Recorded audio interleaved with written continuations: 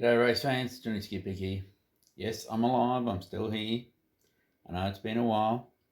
Now, this particular video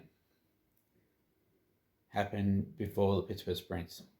And due to the time constraints and everything else, I never got a chance to put it up. So sit back, relax, and enjoy.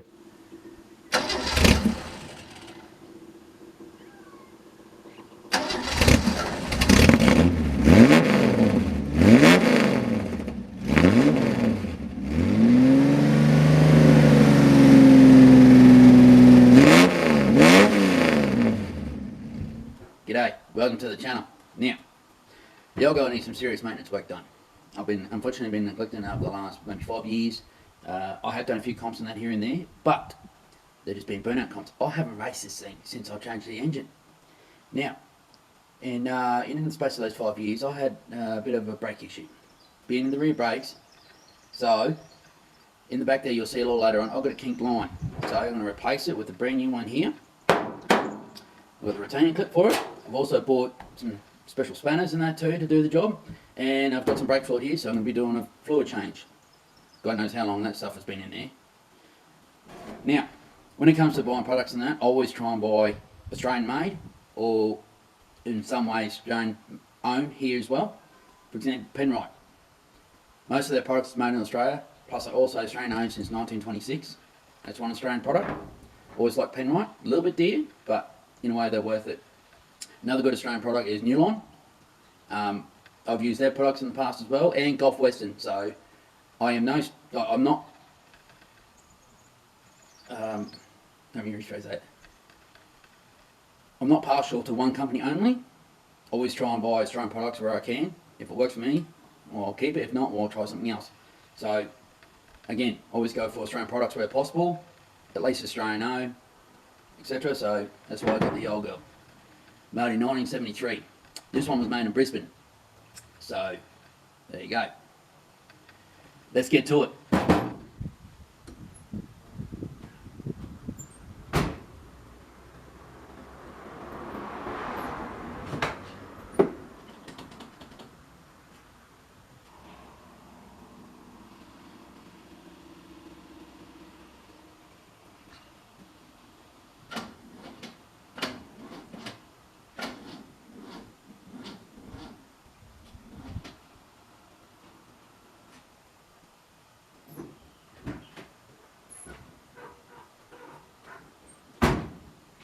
Well, that didn't sound too good. That didn't sound too good at all. Sounds like I got a flat battery. I suppose it's been sitting for a while. I only just connected it back up, so check the battery. Yeah, looking black in that little indicator right there, so she's going to need a charge. Now, what am I going to do here? No matter, I'll work something up. Let's get on it. Alright, here's a little tech tip. Right, under here, you can see I've just jacked up the car. Under the back of you. Now, a couple of things. See where the jack is? That's underneath the differential. That's one of the strongest parts of a jacking point in a car. And you can see, if I put the light on, I've got my jack stands underneath the axles. Got one right here as well. And for an extra safety feature, put an old skid tire underneath. Because if the jack stands fail, right, you don't want to be underneath there. So, put it underneath the rails here, like that. And if you're working on the car, it's just my way of saying safety first. Alright, let's get to it. Alright, this is why I want to change the brake line. You see that? Yeah, she's had it. Now, a couple of years ago, I was doing a little session at a friend's breakup party, big yard and everything, and I've been having engine issues. Anyhow, someone comes around, asking if I had a set of hose clamps. I'm thinking, yeah, right, okay, I've got a set if you want to go about using it on your car, but no, he puts it under here. He reckons that I've been having issues with my brakes locking up. No, I've got that ball valve on the front, near the master cylinder. So I've got no issues, plus it's been wound right back. Now, hose clamp. They're alright if for a temporary issue. But this thing was left on for 8 months. Hence, that's why I've got a kink line. You see where she's been holding on in there, and she's all broken apart. This is why I'm changing it all. It's alright for the burnouts, right? Because I don't need the rear brakes. But because I'm racing, I'm going to need to replace it. So let's get to work.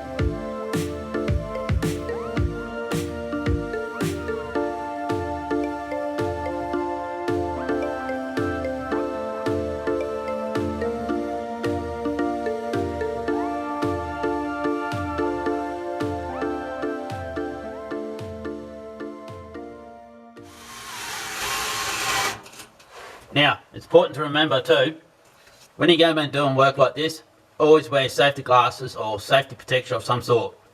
You got to protect your eyes. You're only given 2.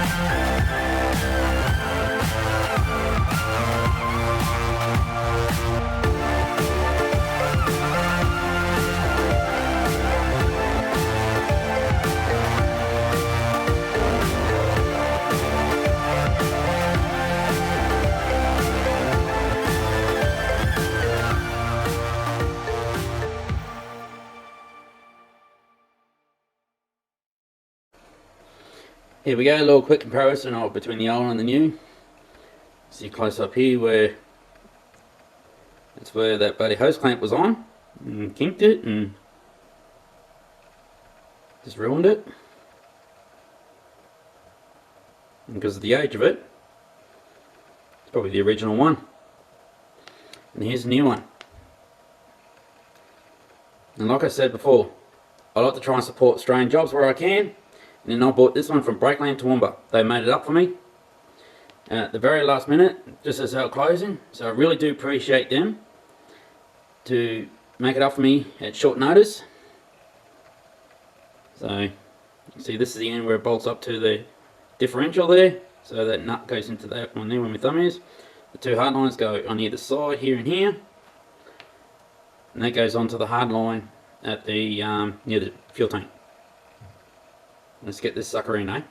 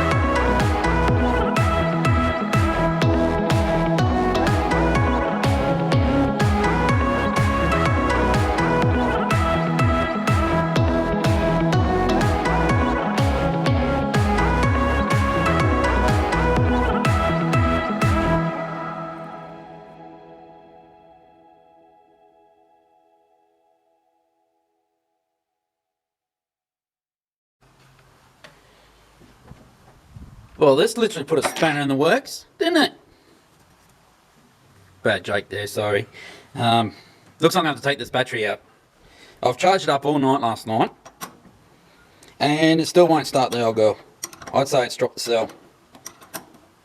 Just be careful when you're shifting spanners on the battery that you don't touch the positive to the chassis or any part of the body, because she'll spark. Trust me. I know. Been there, done that plenty of times. So that's the positive off. The negative.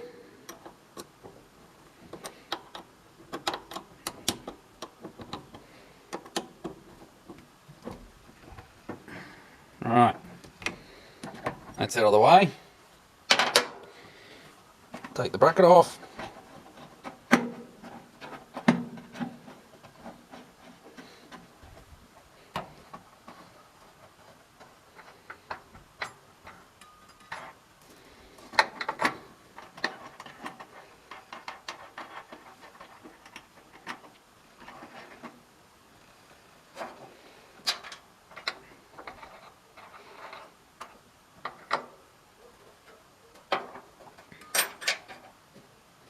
Keep it a little close by. Move that over. Pop the handle out. Just grab the spinner. Lift the handle up. And out she comes.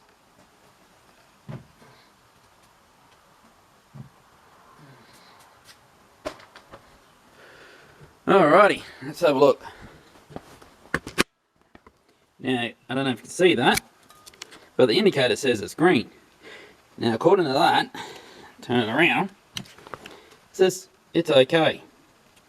It was black yesterday, so that means it says charged battery. But I didn't see the white. It says replace. But in saying that, I'm led to believe that even though it says green here and it doesn't start, it means it's dropped the cell. Now, one way to test that out is you check your voltage through here and your amperage. I'm not exactly entirely sure how to do that, so I'll have to speak to my mechanic about it, and we'll go from there. So, in any case, I think I'm up for a new battery. I've had this thing for about 5 years now, and usually 5 years is a really, really good innings. So, considering of the age of it, normally they stamp it somewhere on the positive terminal. Hard to see, because how much. But I think this says 120. Really hard to see. Looking through the camera here, it says 120. So to be. I'm trying to work out how that is. Yeah. But yeah, the old Delco, she's done pretty well for its age. So, anyhow, I'm off for a new battery. Alright, finally got myself a new battery. Unfortunately, the old black one dropped the cell. I've had a mate give it a test and that, and unfortunately, you can see here, she's dead. Dead as a dodo. But considering I've had that for 5 years, it's a pretty good innings for batteries. So I've got myself a good deal on this little red one, the Excite Extreme battery.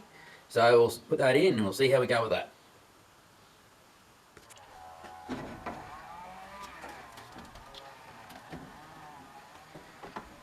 Push it in here. We'll see if she fits in here. Like a glove. Alright. Clamps.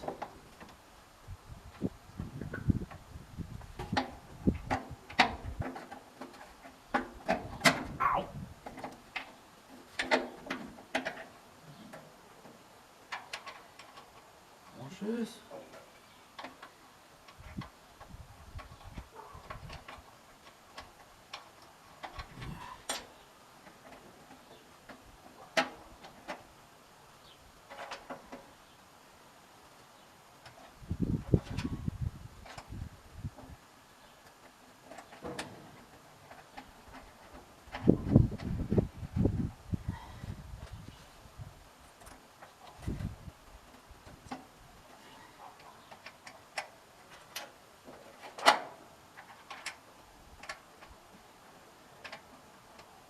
wing nuts on.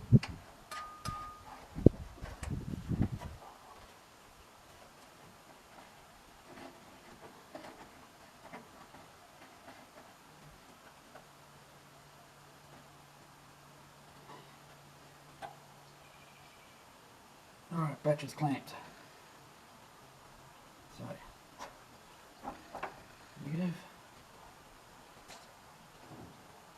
Drop that bad boy down. Alrighty. And then we take this top off here. Positive on.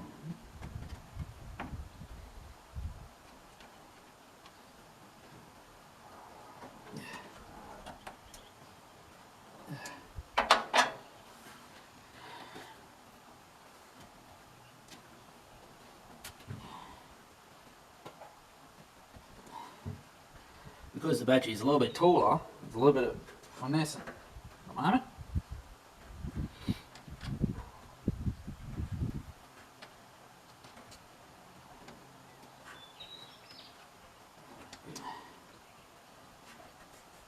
Just for now, I think she'll hold.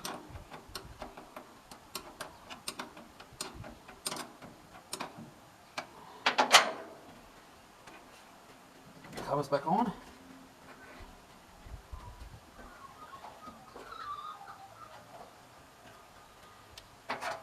Everything else out of the way. Alright, let's try and get it started.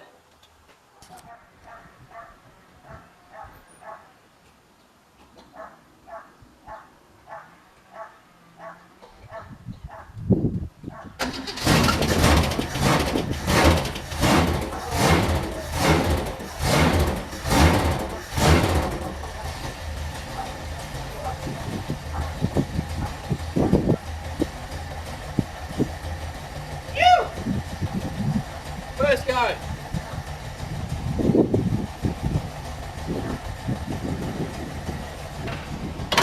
Let's shift it forward.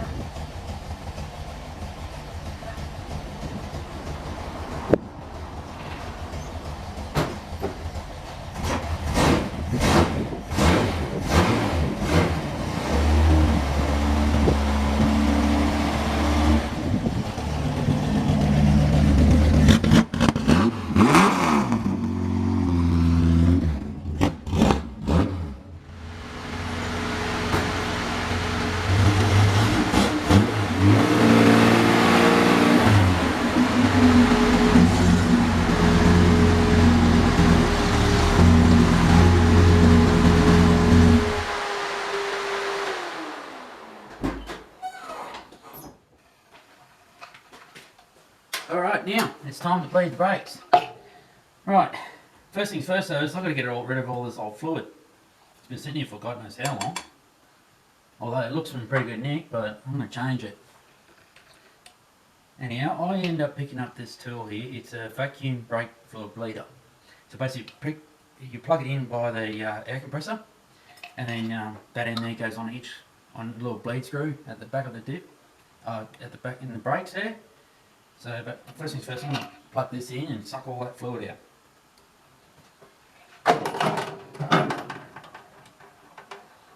Take that off. You got the airline.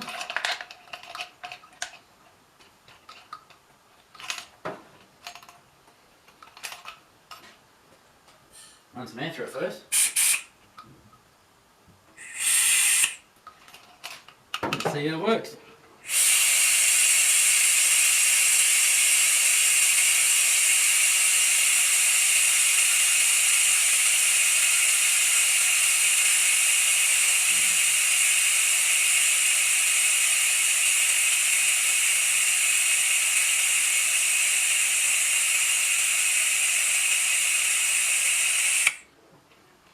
Well, that made it a lot easier. A lot better than using a syringe, that's for sure.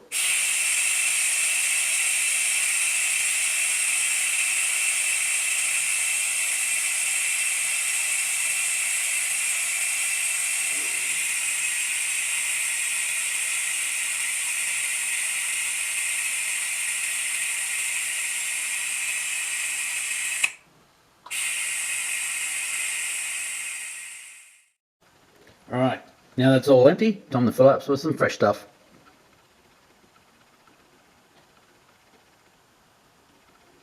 There. Oh, trying to overfill it. Right, now we've got to try and bleed it through. In order to do that, you have to go from the furthest point from the booster first. So that'll be, because the driver's side, which is where the booster is on the right hand side of the car. So that means I have to go to the left rear first. So bleed the left rear, then the left right, the right rear, and then go from left front to right front. Sort of deal. Let's get on with it. We're under the back of the ute here at the moment. See that little screw right there? That's where we've got to bleed it through. So basically I've got to crack that open, place the vacuum unit on, and then start bleeding the brakes through. That's what I've got to do here. Alright, let's get to it. Put this somewhere. Oops, sorry guys. Let's see. Turn that up. Alrighty.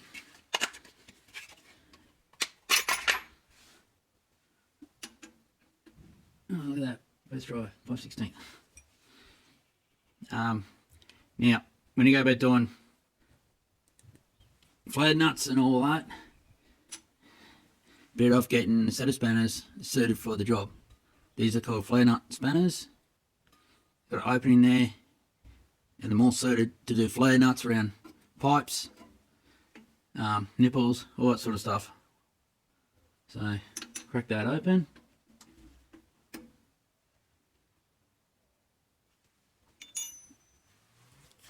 Right, see that's starting to seep through now. Is that? Oh, come on. Push that over.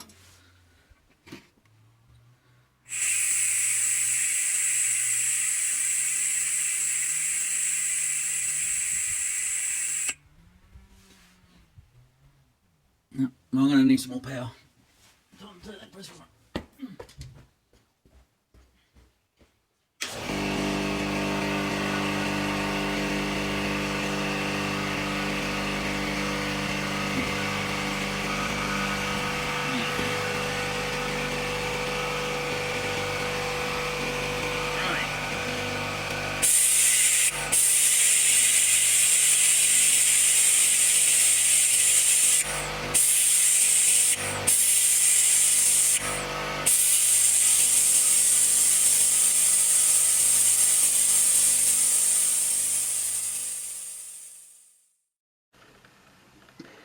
Well, that was a mission and a half, but they're all done, front and rear.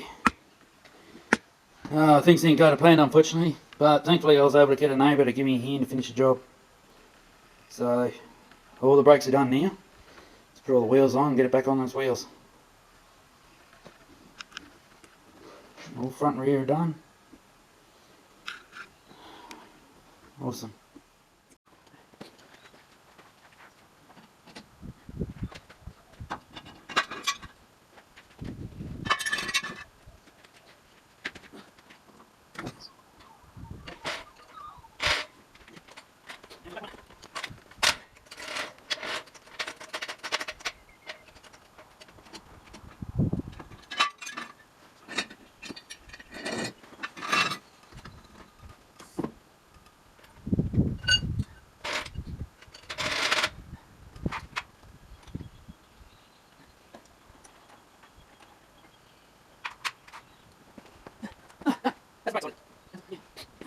Alrighty, that's the brakes all sorted out for today.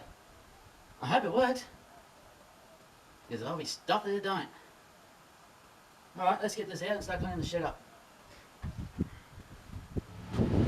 Alright, now, all the brakes are sorted out, in the best way I can think of it will be. So let's go put it back away. Let's get back in the garage.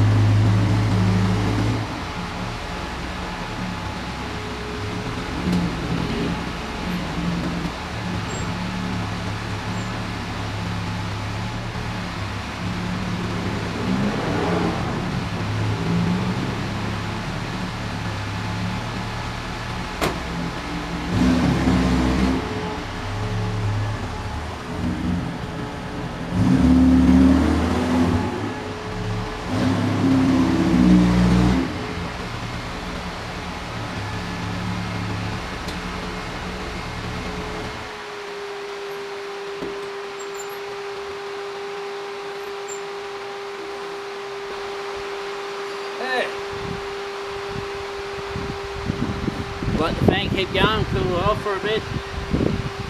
I'll go finish packing away, packing all the stuff away. But yeah, that's it for this episode. And stay safe out there. Don't forget to like and subscribe. And see you around the smoke zone.